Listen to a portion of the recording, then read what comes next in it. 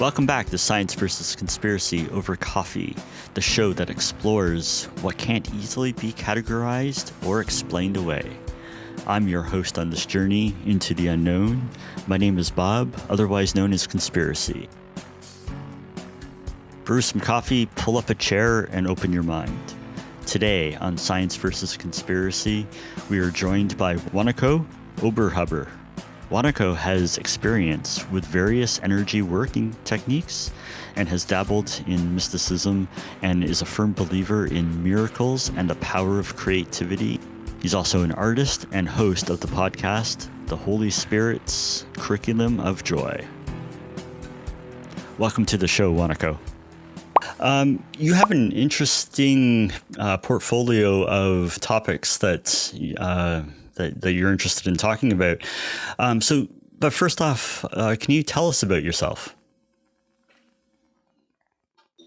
Yeah, well, I've lived in a few countries over the years. As a child, I was in America, and I lived in Italy, and then now I'm living in Austria. So I've had a lot of different cultures to master, so to speak, over the years. And I grew up in a family where there's a lot of art, and art history were topics. I loved doing creative things, and as a child, I loved make-believe and working with creative ideas and making up my own things. So, and it developed over the years, the various topics that I got interested in. Like I studied social and cultural anthropology. I've learned a lot of energy work techniques and styles. And I went into that, using it, getting to know what it does and what it doesn't and how it works for me. And then I got the scientific background, like I said, with anthropology. And now I've also dedicated myself to education. So I'm in early childhood education at this moment. So that's a very important topic to me as well. And it's dear to my heart, how we work with kids and how we support them and how we support each other in that journey. So those are all things that are very important to me. And one of the other topics that has become important is a book called A Course in Miracles. So your time as an artist, can you tell me about the type of work that you do? Yeah, as an artist, I did all kinds of things. One of the things was writing, and one of the things that tipped me off. I mean, when I was a child, I was already interested in telling stories because I was introduced to storytellers and the way they presented their stories on stage. And then we had circles where we joined together to tell stories as well, which was an interesting experience where you'd pass along a stone or a stick or something, and the next person would continue the story. And you'd get these amazing stories, with all kinds of points of views put together into a story frame. Right. So that got very interesting. And I also loved movement and drawing and painting, mainly drawing though. And I later on actually had exhibits and I would also present my written work as well. And I also, to a certain degree, also developed songs. So I've sung songs. Okay, and cool. in my work as an early childhood educator, creativity is also important. So yeah, so that'd be a good connection between the two. With this connection with art and the creativity and the storytelling, how does that tie into like the miracles and the make-believe, and how has that influenced you throughout your life? Yeah, well, the thing is, a lot of things that we experience in life are pushed aside as fantasy or creativity or whatever, or inventiveness. And you can discover that there's another dimension to it when you get into the mystical side of life. And then you discover that there's also a dimension of it that is a truth in the sense of the experience being true to you or meaningful. Not that it has any necessarily physical reality to it, but it has a meaning to it, and that transforms how you experience things. And so that ties into the idea of mindset, or the way you see things changes your life. And so I developed from the idea of a lot is a fantasy to the idea that there's more to it. There's a lot more to it, and I want to honor that. And then I discovered that there's other people who also see that. And then I got to know, books about psychology, and as well about shamanism and other topics. And they showed that there's a lot to look at about this. Right? The one speaks about what you think determines how you experience things. The others say you can change your mind about everything by going deeper and looking at things that are going on within you. And of course, also changing your mind about the world. As A Course in Miracles says, you can't change the world, but you can change your mind about it. So that also ties into it. And then another part is the anthropology, where I got to know religion and consciousness studies, where you look at it in another way, where you say, okay, people say they experience this. You can observe certain things happening, and you just document that and then compare things, and you are able to show what's going on for people, but you're not the one deciding whether it's true or false. So you don't know whether that deity actually exists or not. That's not your problem. So anthropology found a solution to describe it like as if it were a theater piece. You'd use the language of theater. So in order to not decide whether it's true or not, you don't have to, you describe it, but you describe it in those terms. And that helps a lot. Right. So is it cultural? Do different cultures believe different things? Do they or have different ways of approaching this? Yeah, every culture has a different way of seeing things. And there's of course the debate whether you can compare cultures or not. Right? The one idea is that you have to understand a culture from within its own framework. You can't compare. Right. And the other would be the idea, okay, we have commonality in many ways, and we can compare and find differences and commonalities and thereby analyze it all. So there's a very big debate on that. And you can see it in the language debate as well. Because, one side says language determines what you think. And the other says, yeah, we can use language to communicate, right? So we have to be able to translate as well. Yeah, because would bring up a whole lot of issues if the communication isn't there and that understanding isn't there. Is there a relationship between the creativity and the cultural diversity? I think that creativity is born from the willingness to engage with what is going on,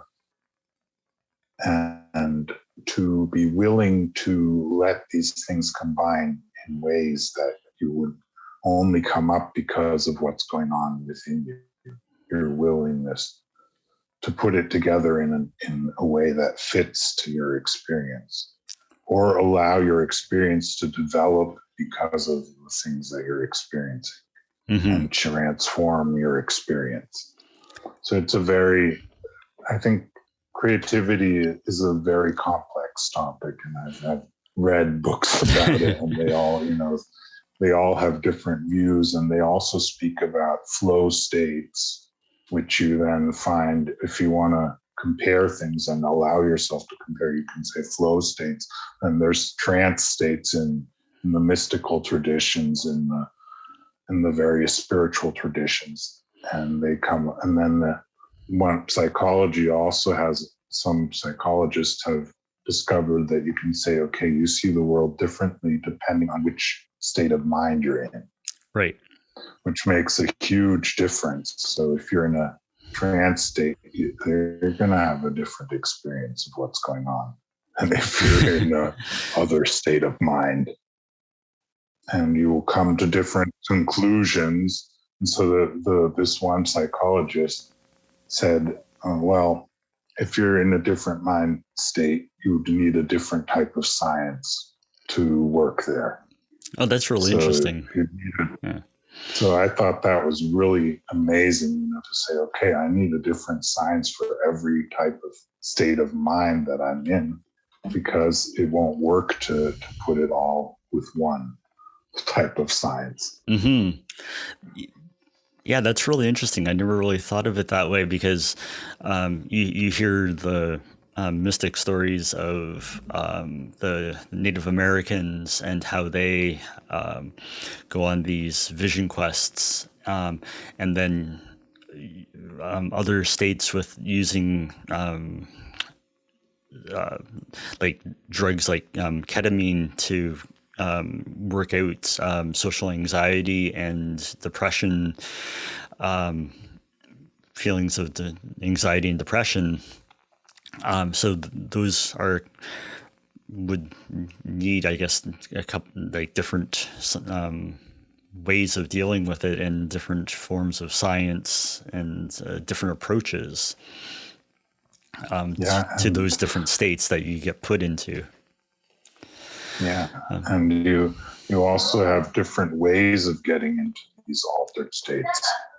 There's different methodology to do that.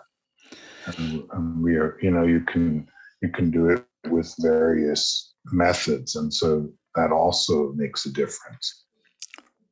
And you can imagine with the youth, there was this whole movement of transcendental psychology, where at first they used LSD or something like that to get into those states, and then they developed this way of breathing to get there. Yeah, that the transcendental meditation. So transcendental psychology, and so there's a whole history to these things, and so yes, and I think it's very interesting. It also has that same debate I was speaking about with cultures, comparing or not. Right? Can you compare states of mind or not? Right. Right, because if you having different shared experiences. And that kind of brings up how do you define reality? What is real? What's real? What's not real? Are these higher levels of these different states? Are they and what you're seeing and experiencing, is that physical? Is that real? Where do you go from there? And how do you define that? Yeah, that's a really big issue. What is real and what is not. And if you say like that it depends on your state of mind, what is real to you and what is not, you can imagine that every state of mind brings a different experience and a different answer to that question. And that, I guess that ties nicely into this next part about free will, because we've done a few episodes on free will, and if we actually do have free will, or if everything is determined. So what's your take on that? in the context of creativity and mysticism? Yeah, well, I might like to go about it by saying what A Course in Miracles has to say about that. Mm-hmm. And then might go further from there. Yeah, absolutely. I think it's a fascinating way of seeing it. And A Course in Miracles speaks about the one will. There's one will that actually works in which you're happy, and that is a free will. And that is God's will in the terms of A Course in Miracles. Mm-hmm. That's your actual will, the will that actually fulfills everything for you, that makes up who you are. And then there's the one that we made up, which is the ego will, as A Course in Miracles would say. The ego has all these ideas what you have to do in order to be happy and this and that. While the free will, the God's will, is actually where you really are aligned and everything. You are happy because that's who you are.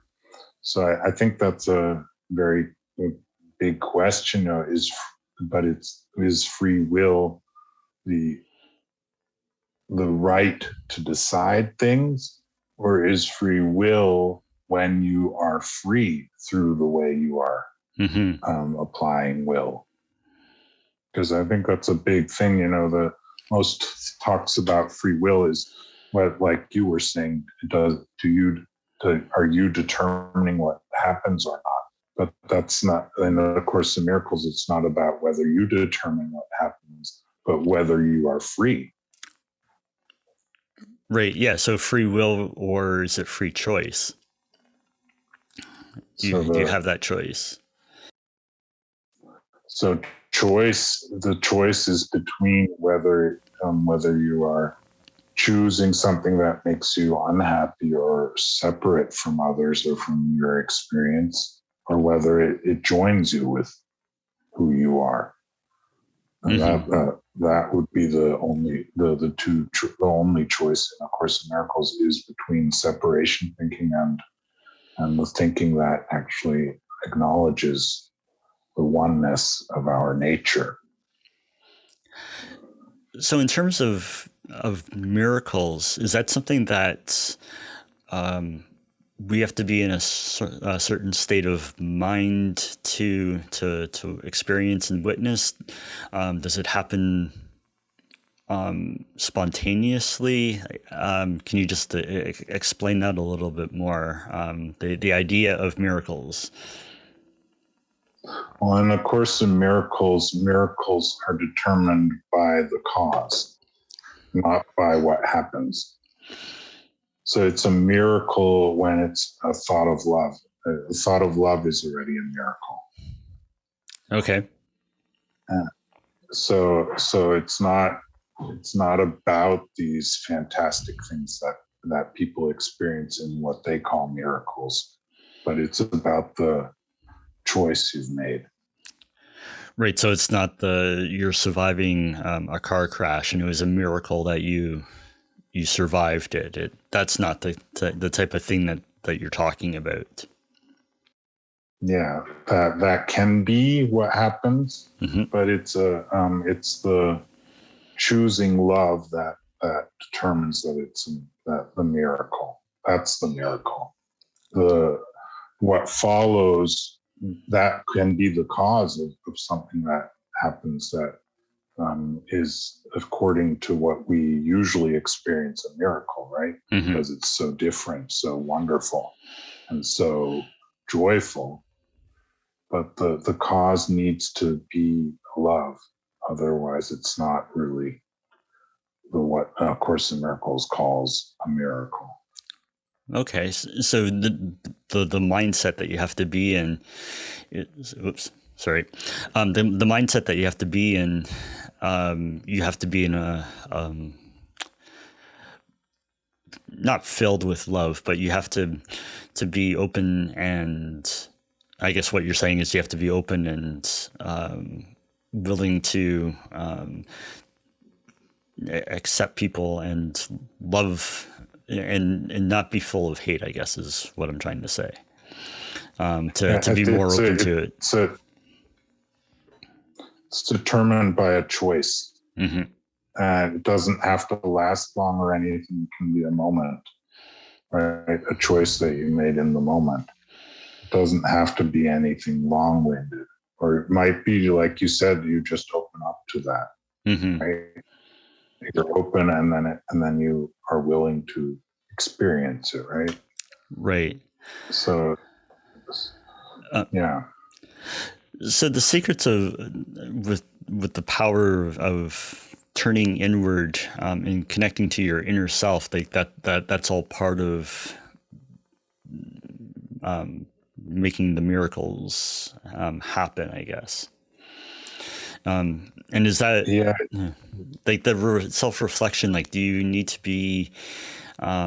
It doesn't have anything to do with like being an introvert or extrovert, but if you have that time to kind of sit back and reflect, if you're more reflective, does that help you to create that, I guess, that sense of peace, or is it very individualized? Yeah, according to A Course in Miracles, we have the way we go about, the way we learn these things is very individualized. But the way, what you need to learn is not. Okay. Right? So you choose when you learn it, and how you learn it is very individualized because of the way things work in what A Course in Miracles calls the dream, right? Because what we're experiencing here in terms of A Course in Miracles is a dream. And so our experience in the dream, because of the will to wake up, to remember who we are, like you were saying, that is what our goal is, right? Is to wake up. But we can't do it alone. We have to allow it. We have to let the things be.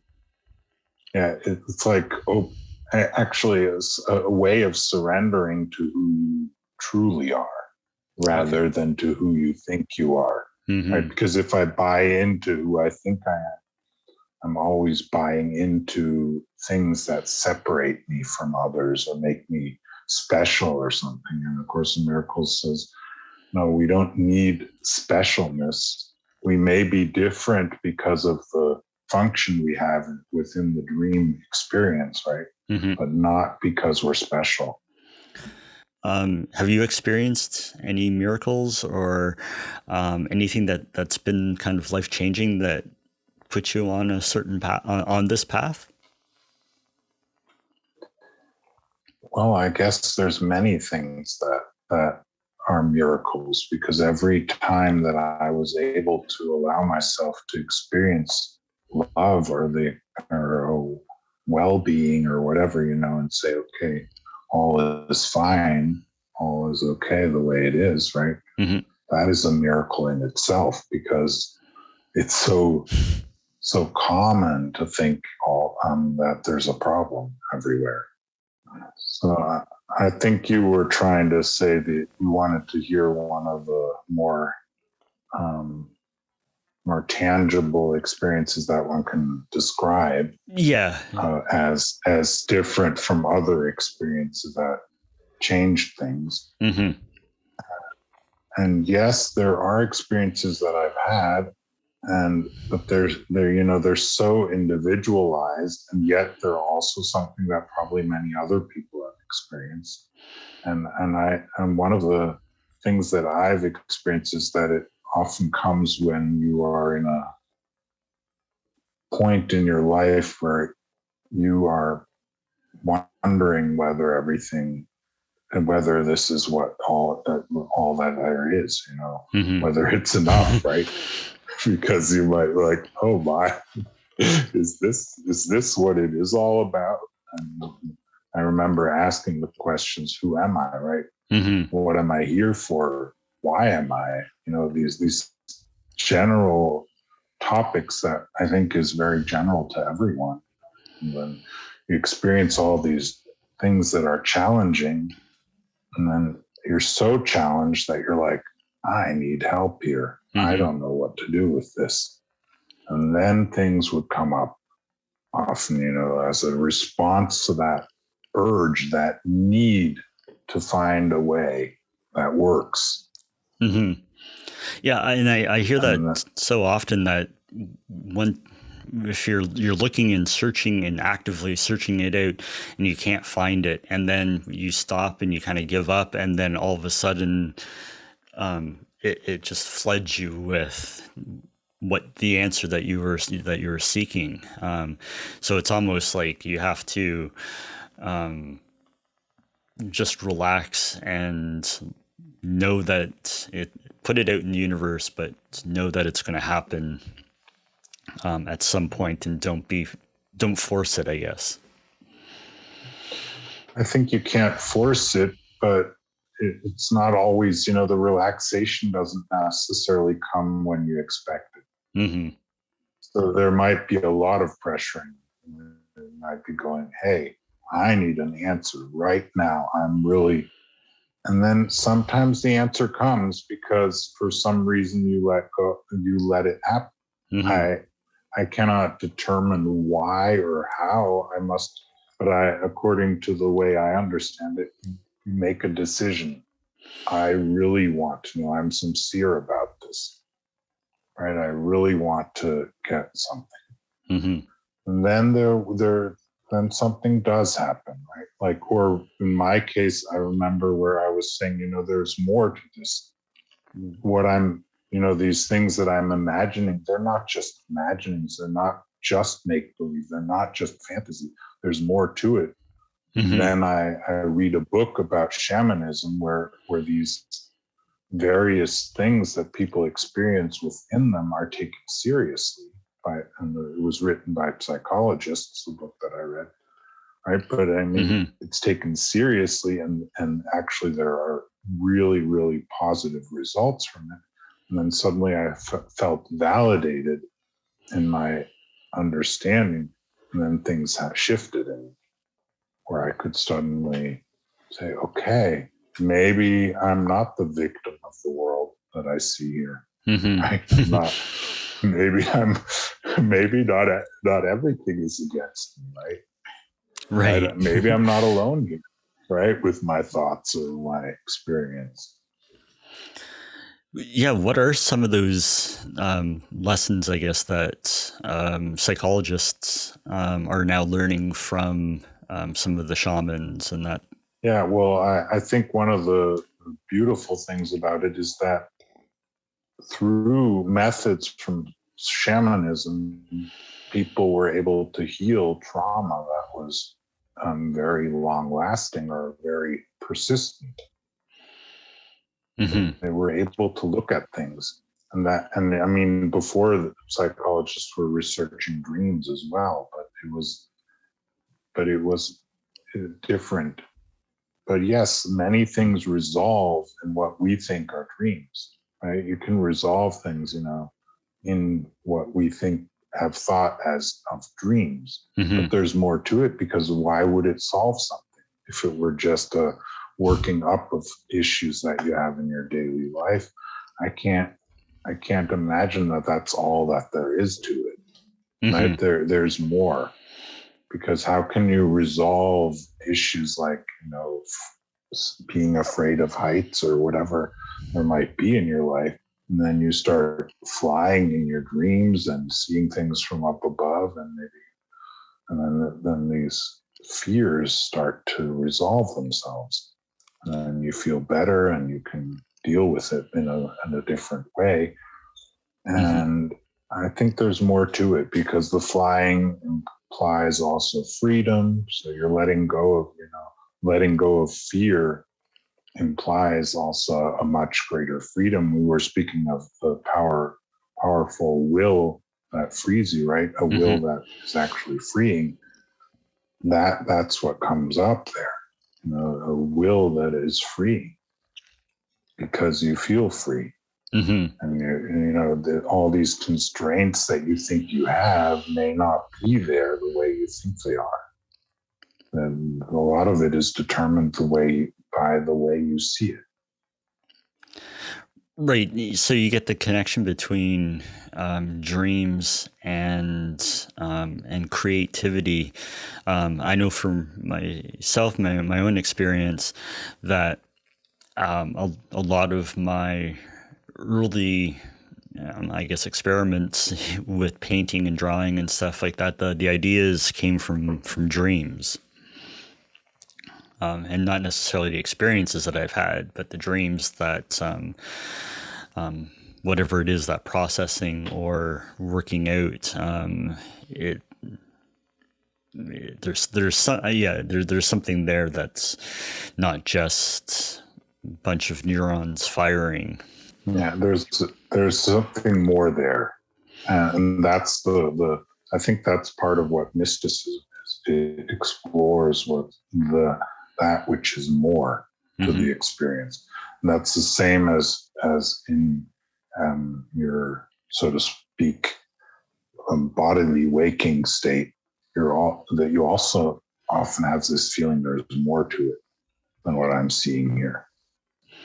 I think that's what science is exploring as well, and spirituality is exploring it in many different ways, and every culture has a different way of exploring that and speaking about it. And I think that's the beauty of it, that we're willing to engage with the unexplainable at the moment, and the way we do it comes in many forms. What's your thought on the book and the movie, The Secret, and that kind of philosophy of making things happen? Yeah, I actually like the idea that the goal could be peace of mind rather than the results in the dream, as the Course in Miracles calls it, right? And A Secret has that in it, but it's also focused on specific results. And well, I think it's true that what is most important is that we are truly happy, and we want to be happy. And I think that's what Course in Miracles says. That's what is common to pretty much everyone, is that we want to be perfectly happy. And the approach to that is very, very diverse. And even what you think will make you happy often isn't the actual thing that's going to make you happy. Exactly. And that's why it's so important to change one's mind about things, to allow that to happen. Yeah, and I guess that's kind of why we started this podcast too, is just to open your mind to the possibilities of different things, that things aren't necessarily as they seem, and it's not just about the conspiracy part of it, or like the paranormal. Like, it's just being open to new ideas, because things. Ideas change over time. Science knowledge expands. We learn more things about the mind, the body. So what was once deemed magic or something outerworldly, we learn more about it, and we get a greater understanding of the world around us, and whether that's experiencing a deep meditative state through transcendental meditation, or through your dreams, and then bringing that creativity aspect and the miracles part of it into it. I think it's really important to to have that open mind and continue to ask questions. And have and learn from your own experiences and from those around you. Yes, that's and of course the miracle states, in other words, it says we're walking each other home. And open-mindedness is one of the very fundamental as well, and trust. Mm-hmm. So trust is where it starts, and open-mindedness is the result. Right. And there's a whole lot of steps in between and qualities that develop through the development of trust. That's the first step. Mm-hmm. So you need to trust that there is a way, right? There is another way if you're not happy with the way it is now, right? Mm-hmm. So you need to trust there is another way. That's the first step. And that's what triggered A Course in Miracles as well, mm-hmm. for the authors of it. Right. Yeah. And to borrow a line from Star Trek, I don't know if you're a fan or anything, but when Kirk says he doesn't believe in a no-win scenario, there's always an option. There's always a different way of doing something. It might be unconventional, but you always have a choice in that regards. Yeah, and that ties into the free will topic we had before. Mm-hmm. Yeah. There's always a choice. There's always a choice. Yes, indeed. So we'll wrap up in a minute here, but I got one final question for you, and it's kind of off our topic a little bit, because on the show, Science versus Conspiracy over coffee, we talk a lot about coffee, and I'm drinking some coffee right now. If you could sit down and have a coffee or a tea or whatever you drink with anybody in history, who would you sit down and have a coffee with?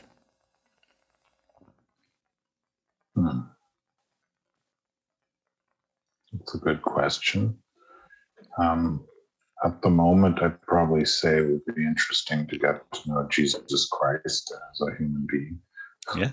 And be able to sit down and talk and find out the way he actually interacts with you, and mm-hmm. what that would be like. Yeah, that's a good one. How can our listeners get a hold of you? What are you up to? Plug away.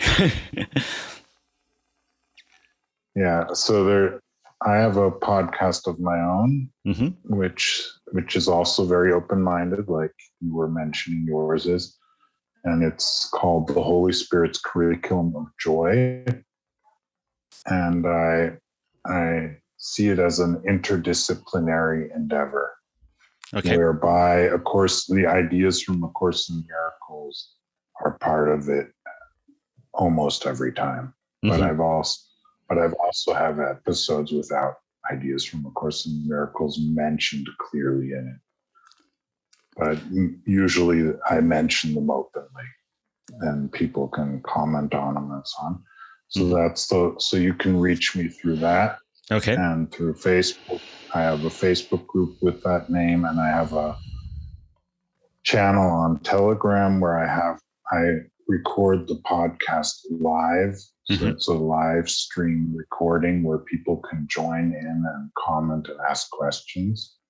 And so that's another option. So you can join that, and one can listen to the podcast. And yeah, those are the main ways to reach me. Excellent. So I'll leave links in the show notes and in the YouTube description for all those that you just mentioned, so you don't have to write it down or listen or go back and rewatch it. But yeah, I'll have everything in the show notes. But so yes, thank you so much for taking the time today. It's been a really eye opener into miracles and creativity. Well, thank you. You're very welcome, and thank you for inviting me.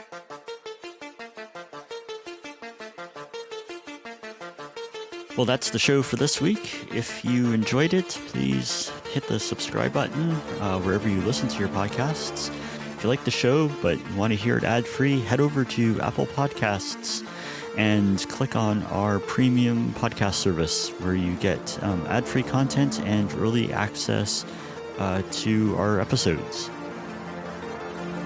So until next week, remember, being paranoid is smart. We'll see you next time. This has been a Story Monkey production.